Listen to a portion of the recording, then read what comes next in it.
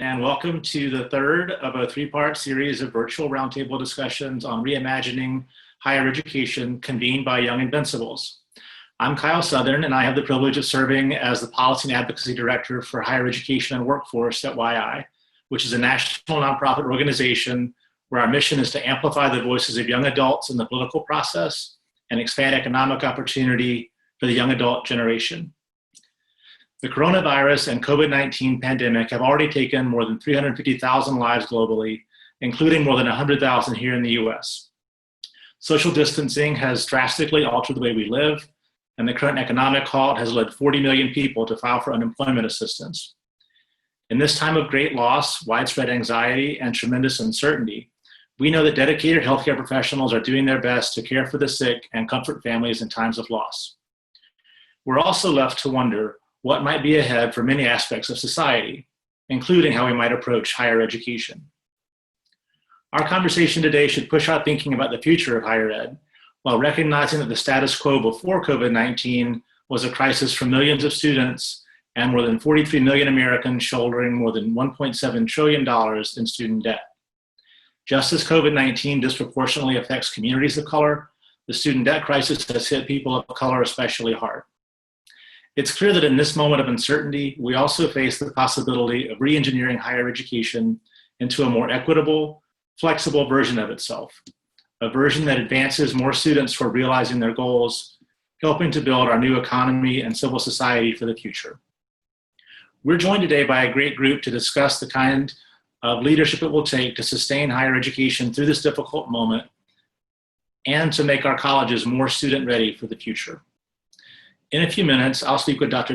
Brown McNair, Vice President for Diversity, Equity, and Student Success at the American Association of Colleges and Universities. Dr. McNair is also co-author of the book, Becoming a Student-Ready College, A New Culture of Leadership for Student Success. We're also honored today to be joined by Erin Howard, Latinx and Immigrant Outreach and Services Director at Bluegrass Community and Technical College in Lexington, Kentucky. Dr. Tiffany Jones joins us as Senior Director for Higher Education Policy at the Education Trust here in Washington, D.C. We'll also hear a policy perspective from Aissa Canchola, Legislative Director for Representative Ayanna Pressley, who serves the 7th District of Massachusetts in Congress. As you listen to these conversations, please make use of the Q&A button on your screen to submit a question for any or all of our speakers. A member of the YI team will be monitoring those questions and identify several to pose in the closing segment of our program. Please also keep an eye out and send your responses for a few poll questions on the screen as well. You can also join the conversation by using #ReimaginingHigherEd. First, however, Young Invincibles is fundamentally an organization seeking to put the voice of students and young adults at the forefront of these kinds of important conversations. To frame our program, I'll now turn it over to Oscar Sanchez, a graduate of YI's Young Advocates Internship Program in Chicago.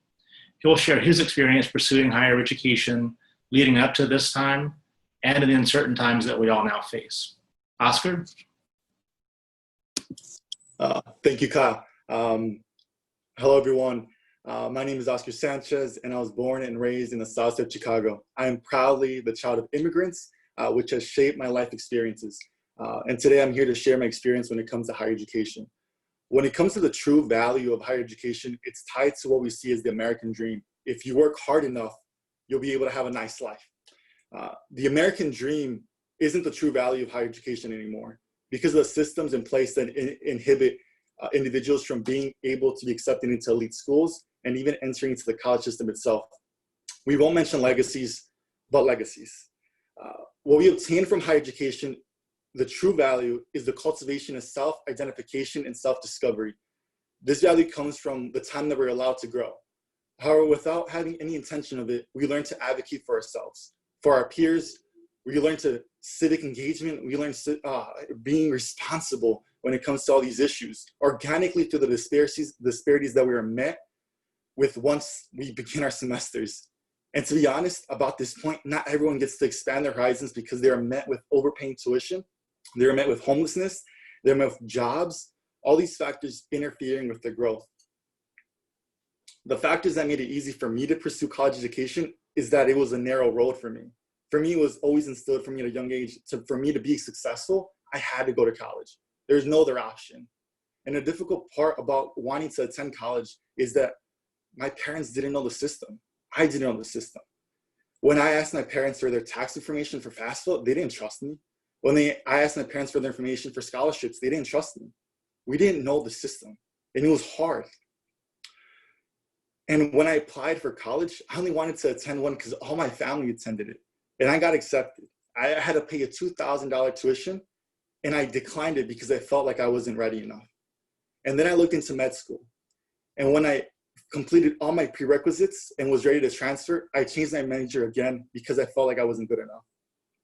So this begs the question, how well is higher education set up to support students like me? Higher education is set up enough to support me as much as they want to use people of color as tokens for the promotion of diversity. They may have programs set up to help first-gen, low-income minority say what you like. However, the expectation of these programs is that we are going to struggle, that we are going to take longer to complete college, or we're going to drop out. These programs have the intent, but there is a lack of consistency in their intent of constructing them with the perspective of serving their students. I wonder how many admin know the average hours that a student works on their campus. I wonder if any admin attends any POC meetings when it comes to understanding them. The recommendations I have for college leaders and elected officials is if you want to improve the college experience, you must meet with your students regularly. These are constituents. You should allocate funds for programs to be built that they envision. For these students to call your campus home, they must feel safe, supported, and listened to. I currently don't have any opinion on policies, but when students do, be in the room and be present. And that's all I have to say.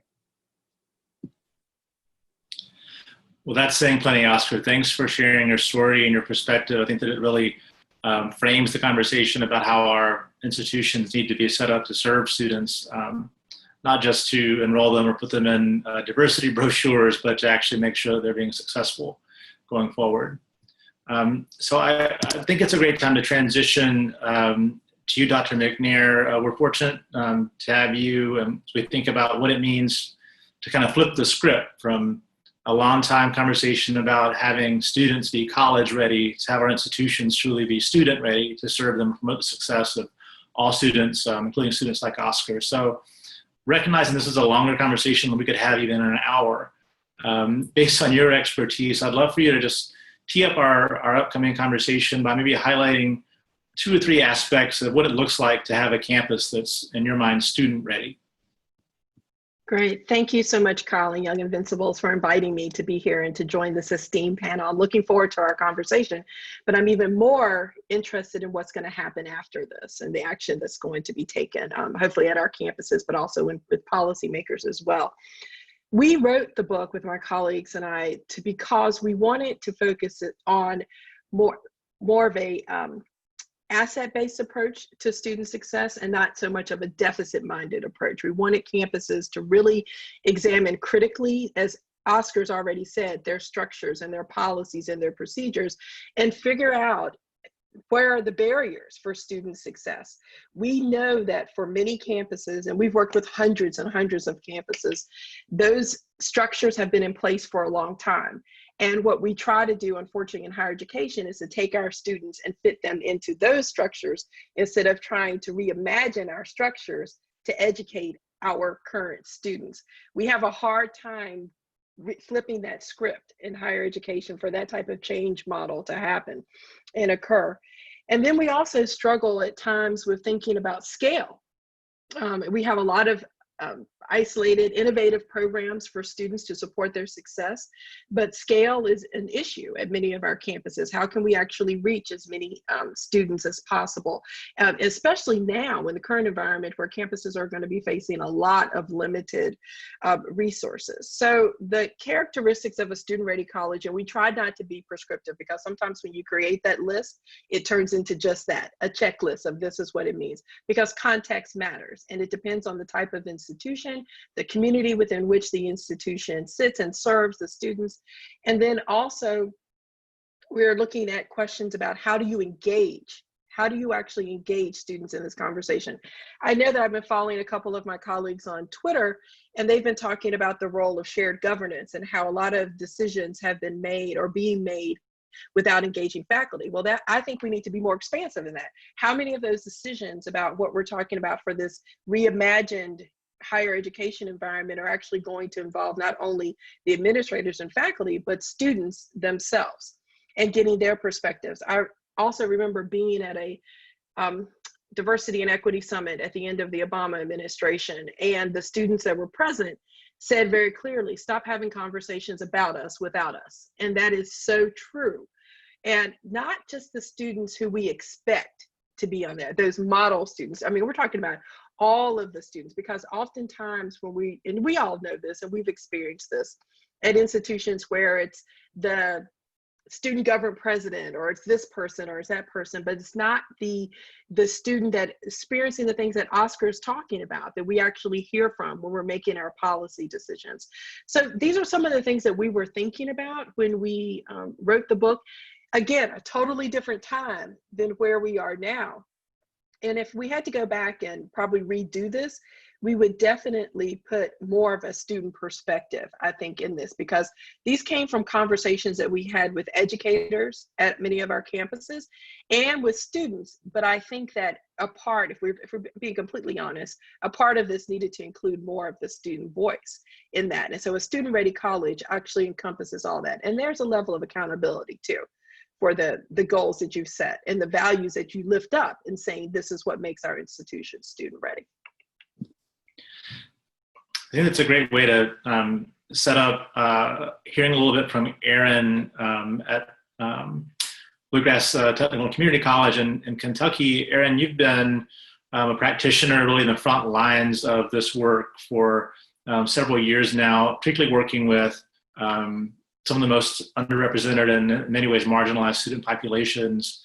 I was wondering if you could spend a couple of minutes telling us about some of the key things that you and your colleagues have done to push your institution to being more supportive or more student ready for those populations that you're most focused on.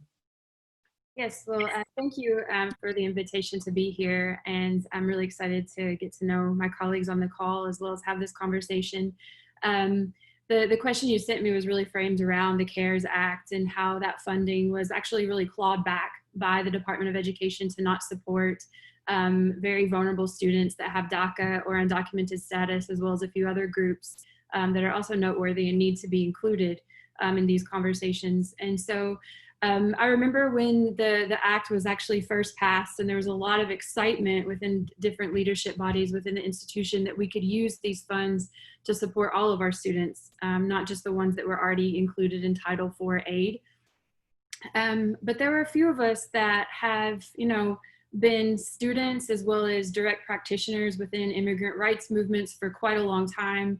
And we kind of saw the writing on the wall that this would eventually not actually be supportive of the students that we were working with. So even before the Department of Education mandated or gave their direction of how the funds could be used, we started to identify resources within the community that could then fulfill the needs of students that were not going to be met by the funding. Lo and behold, the funding is not available to our students.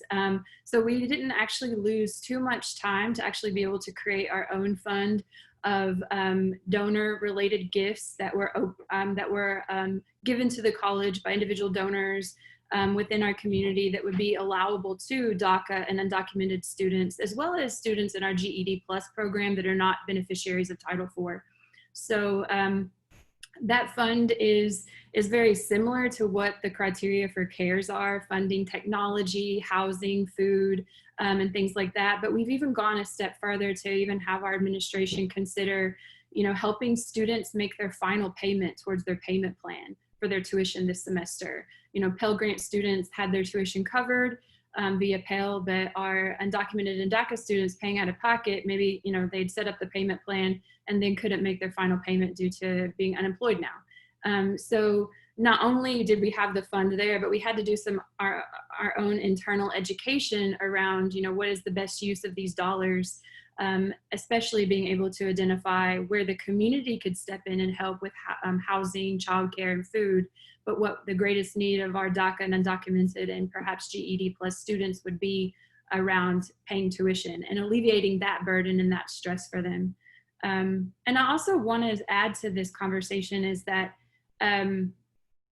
in regards to being student ready, now that we're kind of in this changing landscape of how higher education is going to be delivered, you know, online education has existed for many years, so this is not a new thing, but for many of our most vulnerable students, potentially students that are in English as a second language programs, or students that really need that contact, touch, face-to-face environment to feel like they can succeed, being shifted into online education or remote learning or a hybrid model where they're sometimes in class and mostly online is going to take a lot of patience and a lot of support from educators at all different levels to help orient students to what that means, to what it means to be an online student, and not expecting that a student has access to reliable Wi-Fi or the technology necessary to be able to succeed in their classrooms, and then providing access to culturally relevant, linguistically relevant tutoring services as well.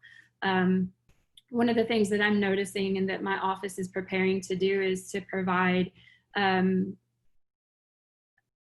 online orientations to these online learning formats to be able to help students really navigate the online learning tools that are now going to be expected of them.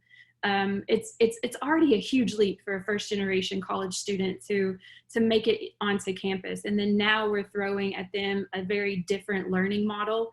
And we can't take that for granted. We can't take for granted that anywhere along the pathway into college, during the orientation process, during the advising process, that they're going to receive all the information that they need to be able to succeed online. So having very specific champions, mentors, individuals that can step in and provide an additional level of support to say, hey, I'm here. I can walk you through accessing Blackboard or Canva or whatever the online learning service is. I can, and have the patience not to think that, you know, a student, it's not that they're technologically illiterate, it's just that this is a different type of technology and it's a different skill set that you might need to really hone to be able to learn online. So we've approached it from a very like extracurricular, outside, non-academic approach to fulfilling funding and needs, but then also too, how are our students going to be successful come this fall when or even this summer, as everything is changing and the learning models and the delivery of teaching and the experience of learning has shifted so much. We have to hold hands with our students, create community for them, and be supportive so that they can, you know, they can be successful in this new world. And so that also then leads to more identification of funding, fundraisers, finding sponsors to help set up Wi-Fi, to get access to, you know, laptops that have, or computers that have the ability to provide a good learning, an uninterrupted learning experience. And lastly, I do want to say, our students' obligations are not going to go away because we send them home with a hybrid schedule where they're on campus one day a week and then they're expected to do and be responsible for a lot of their learning. If a student has time, what I've found is the student is going to fill that time with work. So being able and taking care of their family and caring for younger children in the home, whether that be their own children or siblings or nieces and nephews, whatnot. So one of the biggest pieces is really helping students identify time and space that they can then fulfill the obligations of the courses that they're taking. And as well as the personal obligations that they have. Those obligations are not distractions. That is a part of their life. And so we as educators need to reframe it as, oh, our students have so many distractions. No, they have obligations, and they can't drop those obligations to be a part of school sometimes. So how are we going to be able to integrate into their lives so that they can be successful? And so those are some of the biggest things that we're really wrestling with here in Kentucky, that I hear from some of my colleagues across the country as well, that, you know, how can we help students succeed, given that even this environment for myself, I mean, I have a 4-year-old upstairs, I'm having to hide in the basement to have this conversation. You know, it's a very real experience for many of us that are trying to care for families, as well as get our jobs done. So you add school on top of that and it can almost feel impossible for a student. For sure, and I could tell that your comments resonate with most people who are watching. We sent a poll out of what were the most important things for institutions to be working on right now to better support students, and the overwhelming responses were, how do you adapt to that hybrid model to provide the kind of support services, and particularly around counseling and mental health support as everyone navigates this really challenging time. I think it would be a good time to, I'd love to hear, Oscar, what reflections you may have had on, particularly Erin, but either of the last two speakers, just based on your experience, and then Tiffany, I'd love to transition to you in just a minute, but wanted to get Oscar's take on Erin's comments too. Yeah, I honestly think it's something really good to hear that the narrative is shifting of what the cost of tuition is. When you're directing alleviation when it comes to cost of living, when it comes to cost of food, like when institutions are now recognizing that this is an issue, because when I was attending college first, I'm like, okay, I felt like it was kind of like a sticker price for a car, for college. Okay, I'm only gonna be paying $2,000, or I'm gonna be paying 10 grand, but then you have cost of transportation, you have cost of food, you have cost of so many things. And sometimes institutions themselves don't recognize that, or from my experience, and even this conversation I've had with my brother, because he's transitioning to college, and I have that background to tell him, and I'm like, hey, you're gonna have to be paying this, and he's like, and then his eyes got big. He's like, I didn't know.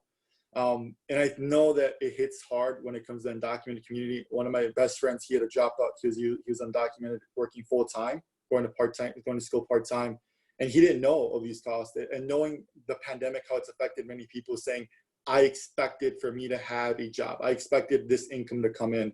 And just knowing that you are creating you're thinking of like a design thinking method to see what this community says, it's really great to hear. And even the way that you're speaking about the hybrid classes, because I like how you said we have to baby these students, because you really do, because nobody, if you're first gen, you have nobody ever telling you what something is, and nobody ever takes the time to truly.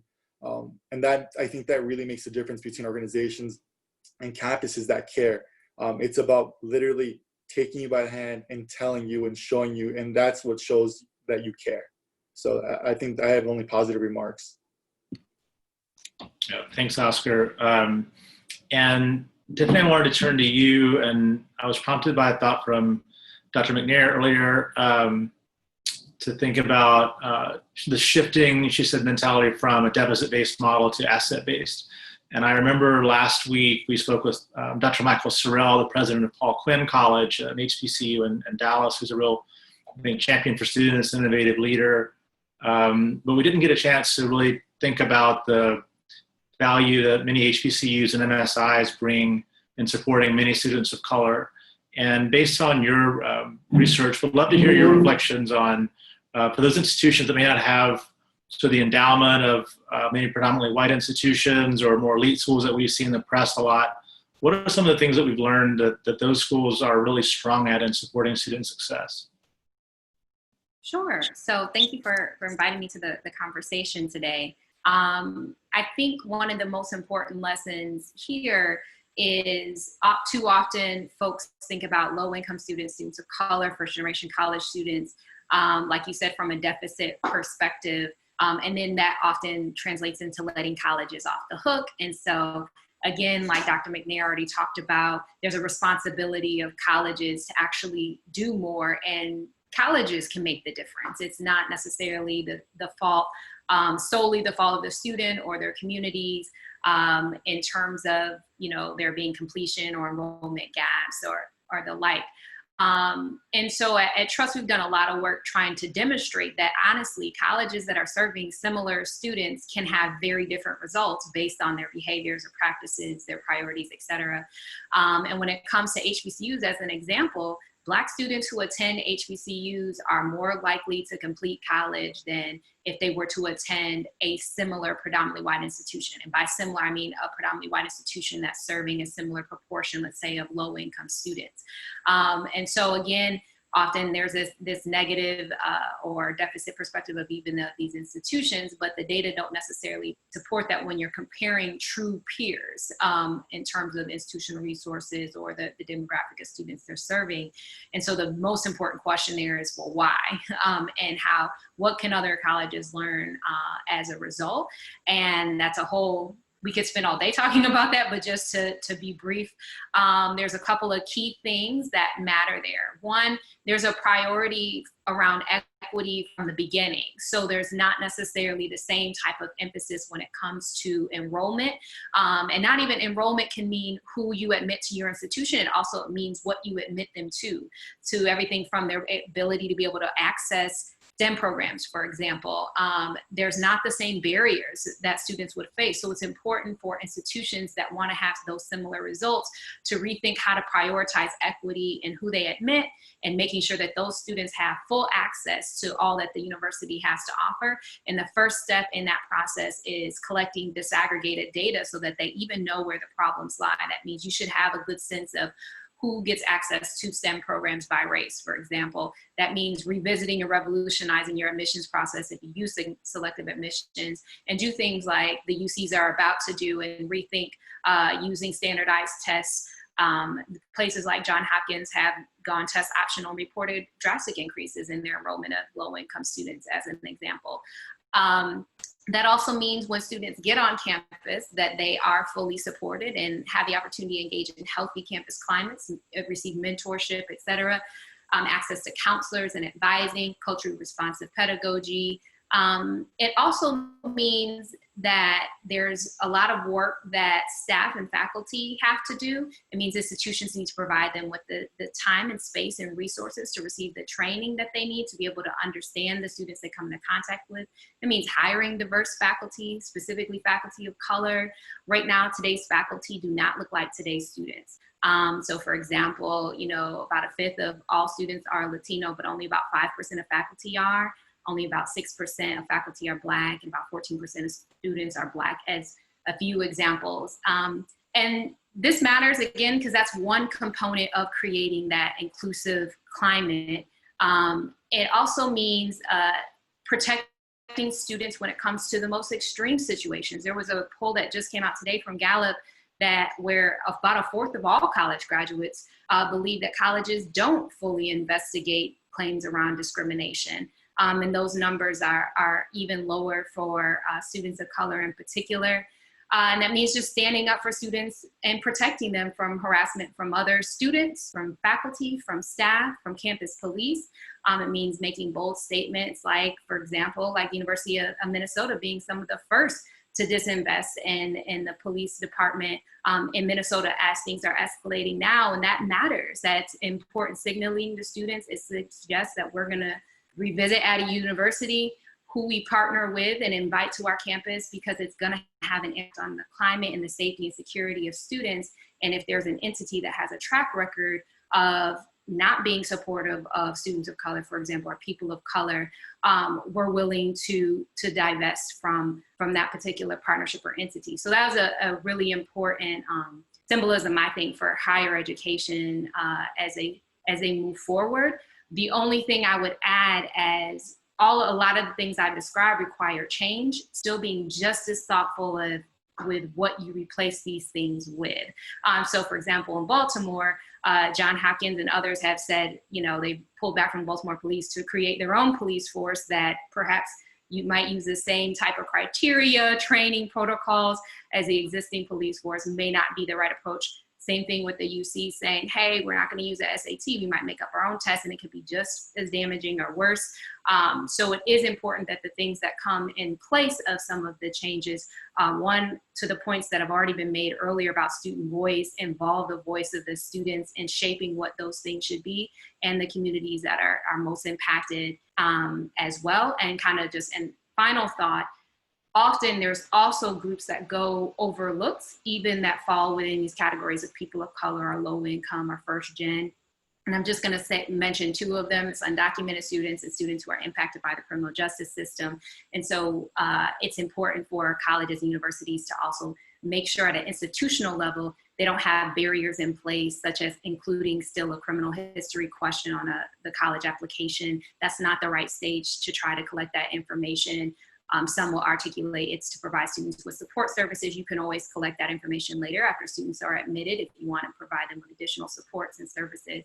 And also, this matters. About 1 in 3 of adults have some sort of criminal record. And so again, you're creating barriers and excluding a big important part of the population who are, again, going to be disproportionately low-income folks, people of color. And same thing goes for undocumented students, about 450,000. There's about 450,000 undocumented students in higher ed.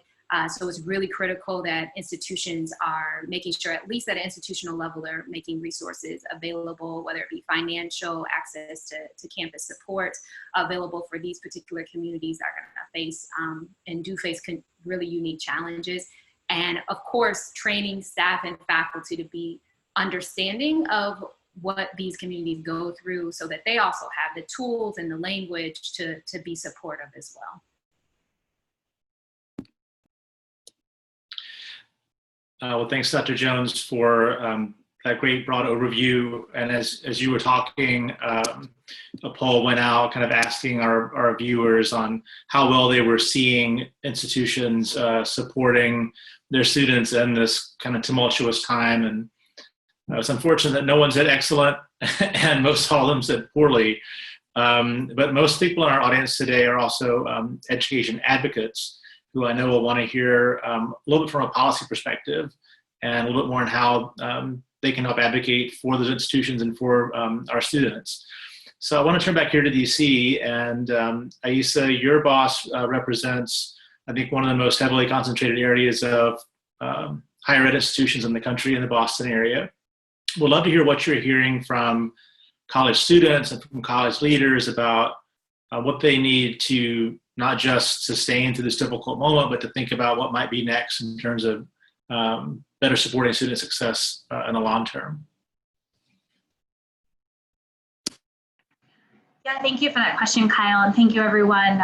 Glad to be part of this really critically important conversation. As y'all had said, had mentioned, the Massachusetts 7th is home to one of the highest concentrations of institutions of higher ed and the highest concentrations of young people. So when, this crisis hit, we heard really quickly from folks in community, from students who, as, college campuses were trying to, to close their dormitories and get folks, to be able to comply with remain at home orders, et cetera. Some of our most vulnerable students were falling through the cracks of a lot of those policies, folks who already struggled to access stable housing, folks who couldn't afford to just jump on a plane and, get back to their home state, or even for international students, their home country. We had heard from a lot of folks who, had to be laid off from their college campus job or from their, part-time job and weren't able to access unemployment supports and unemployment insurance. And so really, the Congresswoman Presley really likes to, talk about this issue from the context of, there was already a crisis in, accessibility and completion in our higher ed system. And this pandemic has really unveiled a lot of those inequities and a lot of the challenges that a lot of schools, a lot of advocates, a lot of student affairs professionals were really grappling with already. And now we're seeing so many schools, particularly our state schools, community colleges, are starting to feel the pinch in terms of resources that are going to be able to come their way because of kind of the economic crisis that's resulted from the COVID-19 public health crisis. And a lot of it is a reminder, an eerie reminder of, the 2008 financial recession that we saw to the 10th degree. And I think that right now as policymakers, and, I know there have been now, I think Congress has invested almost $3 trillion in relief funds. Whether or not those relief funds have been able to get to the folks who need it the most is definitely an area of debate, and definitely has been an area of frustration for, you know, Congresswoman Presley and many folks who have been really frustrated with, you know, as Erin had said, you know, efforts by this administration to claw back resources for undocumented people, even in terms of, you know, using this pandemic as an effort to roll back policies to protect survivors of sexual assault and violence. And so, you know, we've been really pushing for, you know, bold proposals to support students holistically. You know, I think in the K-12 space, we have the conversation around, you know, the importance of supporting the whole child. You know, the whole child coming to school. You know, a child can't learn if they're hungry. A child can't learn if they're experiencing trauma. A child can't learn if they're experiencing, you know, if housing instability. Well, that entire notion of the whole student needs to also follow within the higher ed context. And I think that's been something that we've been really trying to push, and we have no choice now in this crisis that we're in. And so with that, you know, as we're having conversations with university leaders throughout the state and in our district, you know, the first questions we're asking is, what are you doing to support students who are already experiencing food instability now that they can't come to campus and don't have access to the food pantries that they might have had access to on campus? You know, how are we going to support as states are starting to reopen? How are we going to support students who need access to childcare as classes are continuing online? You know, Erin, you said it perfectly at the beginning. You have a kiddo upstairs, and you're joining us for this important conversation. That's a very common experience that our students are having. In addition to that, you know, what are our schools doing to support the mental health and trauma that so many of our young people are experiencing as we're living and breathing, you know, the reality of a global health pandemic? And that's something that's not going to end once states reopen. It's not going to end once we get through this first wave. It's going to be something that we really need to equip colleges and campuses with the resources they need to make sure that they can support the students and their holistic needs. And so with that, you know, we were proud to see, you know, some inclusions in the CARES Act and have been very active in making sure that the administration's actually getting the aid to folks who need it. There's still shortcomings, and I think the House passed HEROES Act was a good first step, and we need to keep up the pressure in terms of making sure the Senate actually, you know, takes up that bill or puts forward a bill themselves.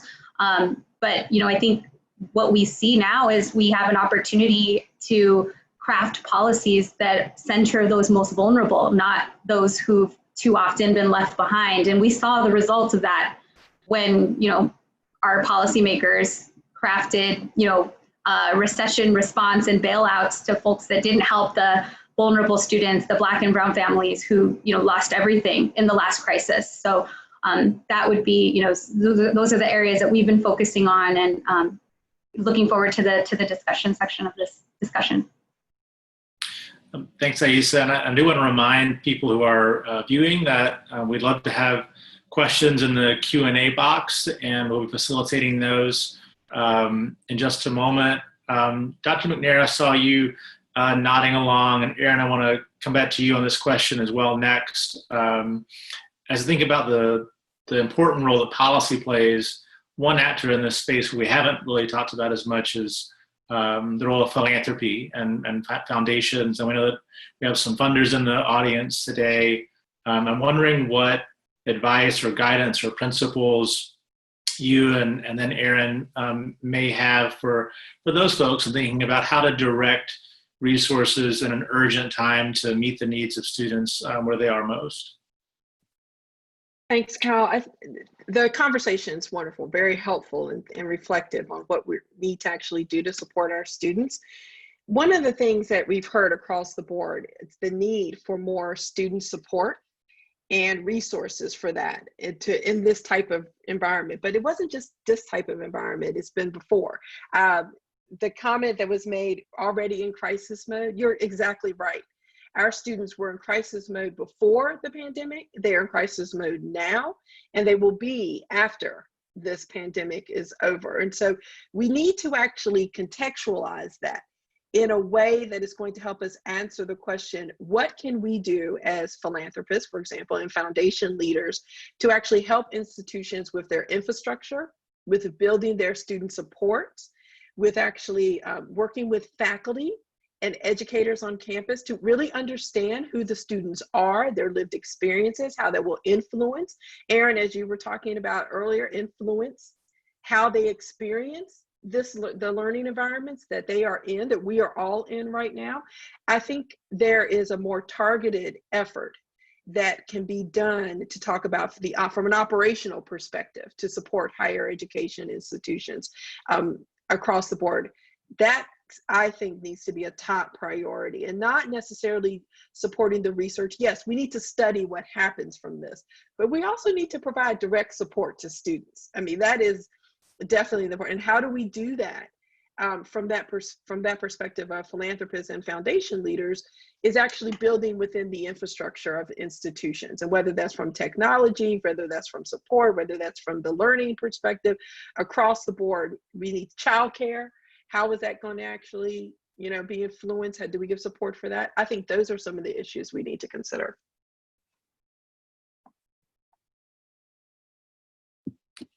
Thanks, Erin. I just want to echo that. I think, being able to support general funding, operations, things that are not so restrictive. We can't exist if we can't turn the lights on and we don't have, the facilities to work within, even in this space where social distancing is happening and our groups are limited to small numbers. But I would even go beyond that.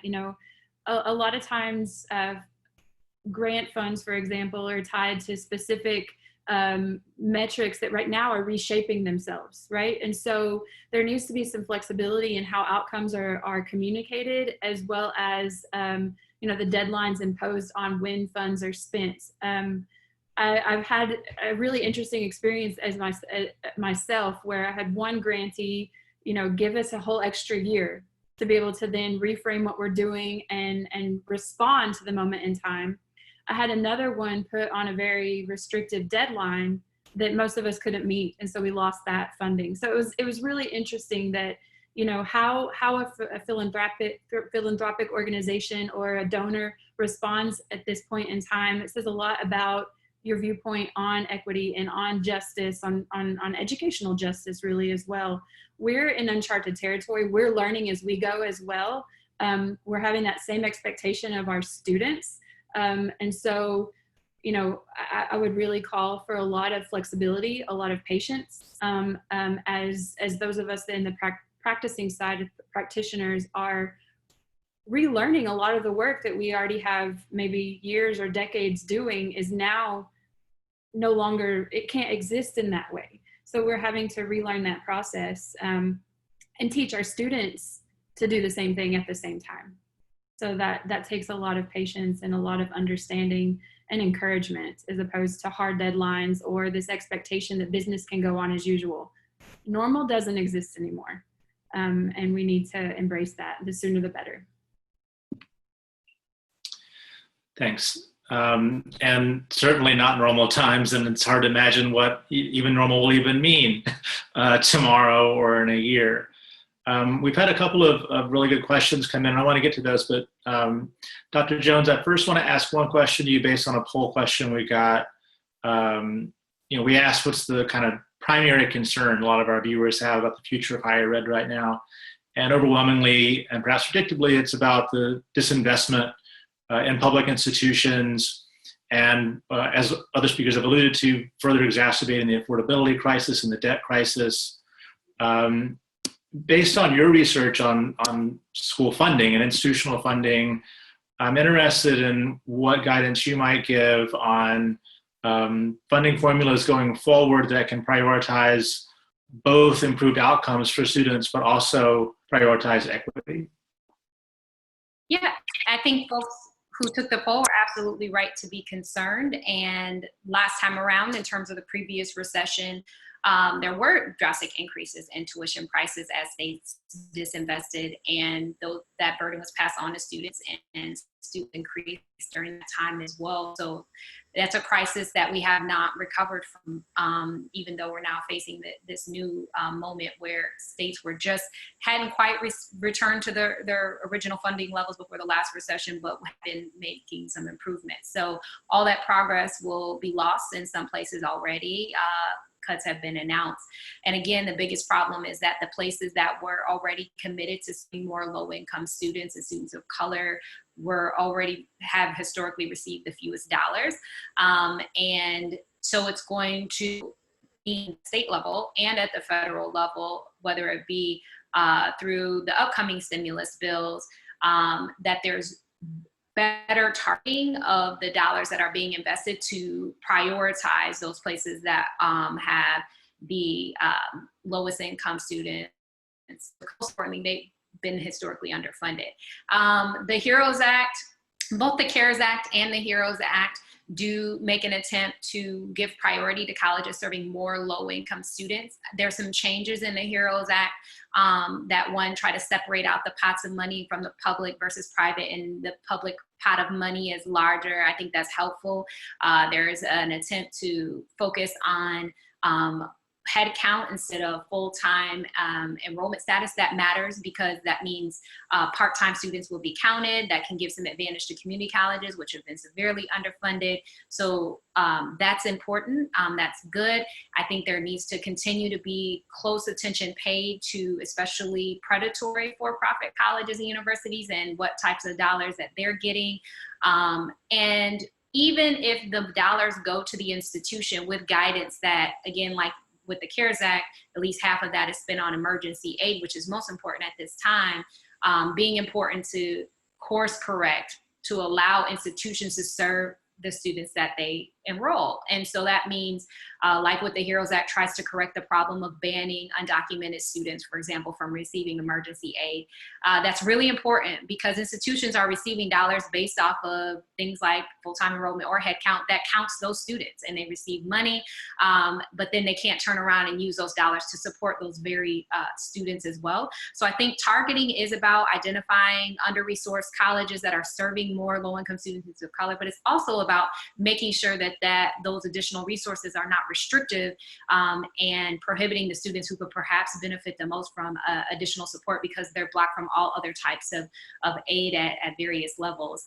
I think will be critically important. And the last thing I'll say there is income is not the same as race. And there's been evidence at the state level when there's state funding formulas that emphasize income that can help with Pell enrollment, sometimes even Pell completion, which, as some sort of measure of low income students, but that's not always true for students of color. And in some cases, we've even seen declines for certain groups of students, whether it be Latino or Black, depending on the state.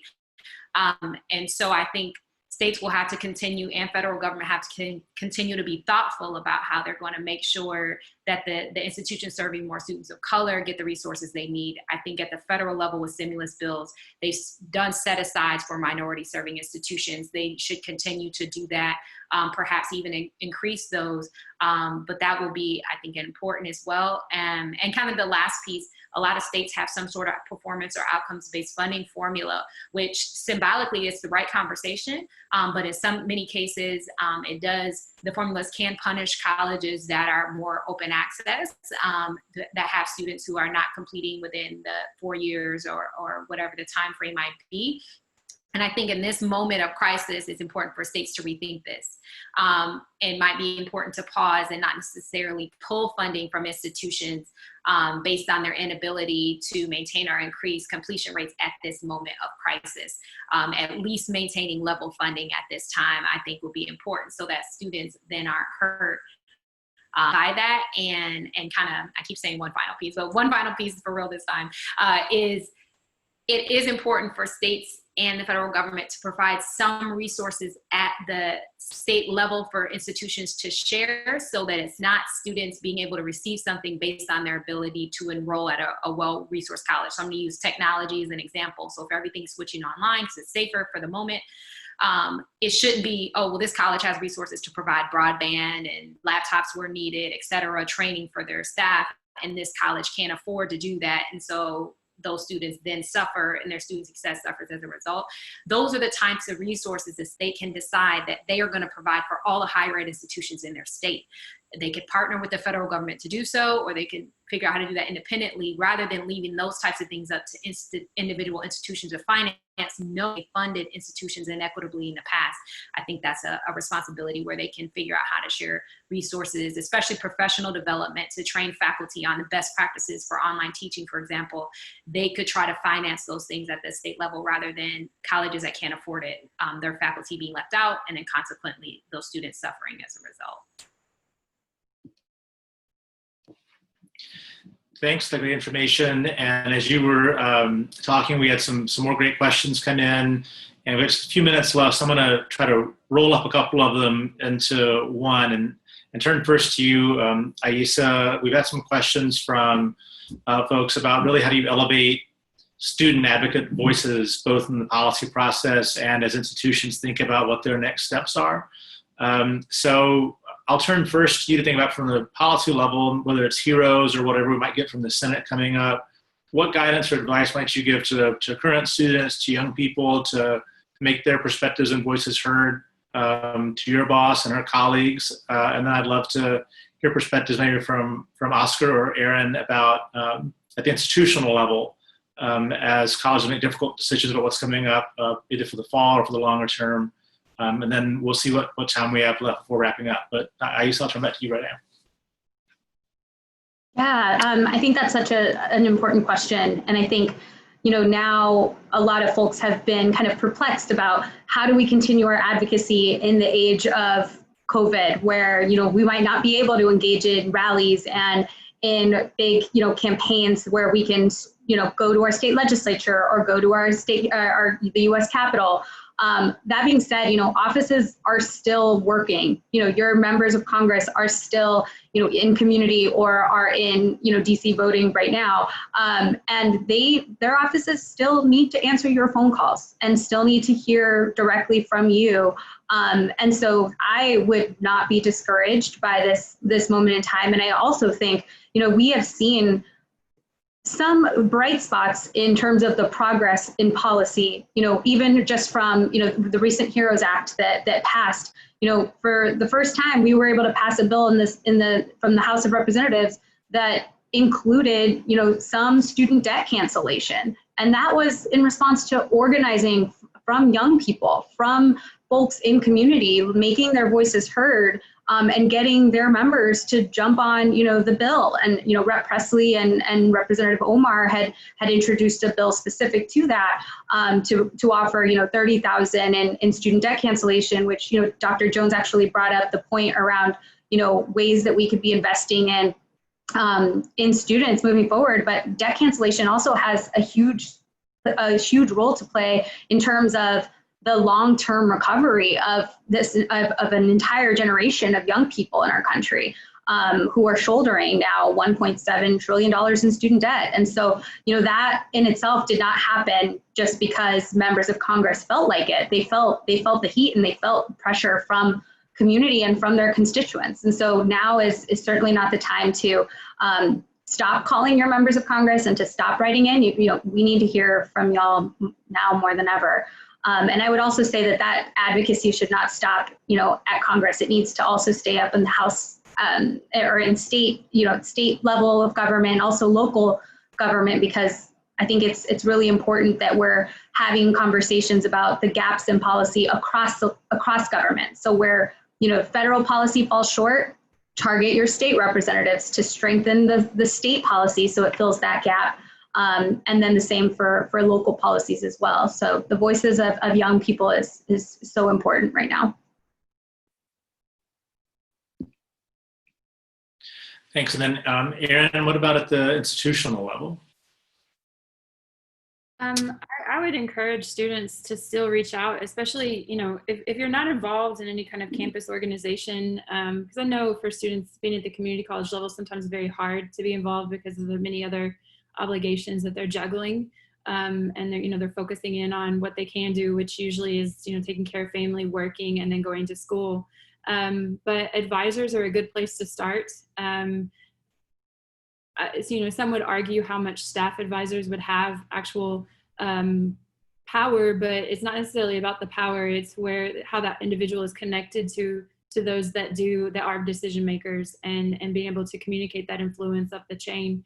And then, it may sound simple and trivial, but even, every college has a Facebook page or an Instagram page now, and being able to leave comments about, this is my experience, how can the institution help? The institutions pay attention to those things, and a lot of times the individuals reading those will be able to get the comments directly to the different office or the policymakers or administrators that can impact that. I would encourage students not to take their voices for granted. Many educators and leaders will listen, and so it's just a matter of telling your story and having the confidence and the endurance. You have to endure to tell your story, and to know that sometimes the individuals that are on the receiving end of your story will do something about it, and sometimes they won't. But don't stop telling it. Tell your story, share your insights. If you can get involved with a student organization, your student government association, get involved there. I know our Latinx student community is very involved right now, trying to identify students that need help making their last payments to the college, and then bringing those students to the folks that control the purse strings is really key. Another group, our Kentucky Dream Coalition, which is the affiliate for United We Dream, finds themselves in a very interesting position, because they're not only trying to help students adapt to this, the environment that we're in right now, but any day now, the Supreme Court is going to hand down their decision on the future of DACA. So, students have already been in crisis. We've talked about that. They're in crisis, and this is just exacerbating a lot of what they're going through. And so we as institutions need to be aware of the different social justice issues impacting our country, and how right now, with this heightened sense of insecurity and uncertainty, those issues can play an even bigger role. Not to say I don't want to minimize the past in any way whatsoever, but just everything that's happened this week, the pending decision on DACA, those things are impacting people in very real ways. And so students, please tell your stories. Don't stop telling them, but also to connect with individuals to take care of your own mental health and your own self-care. Because our students matter, and we want, at least for me, I'll speak for myself, I want all of my students to be healthy, and that's hard to do right now with all the uncertainties that we're facing. That's great guidance, and will have to be our last word for what I think we'll all agree was a very fast hour. I want to thank each of our speakers today. I also want to thank everyone who joined us, especially those who contributed through our polls and through our questions. I'm sorry we didn't get to all of your questions, but please keep a lookout. Not only will we post this recording along with the other two from our series on higher ed, please look out for upcoming blog posts, social media posts, and other ways that I think that we'll continue to address the questions that we've had. Also keep an eye out in the next 2 months from YI for conversations similar to these in the future of healthcare and workforce opportunity as we think for the long term and how to make a more equitable society and to better support young people across the country. Thank you all for joining us again. Please continue to follow us at younginvincibles.org and on Facebook, Instagram, and Twitter. And please make the most of the rest of your day. Thanks so much to all of you. Thank you all.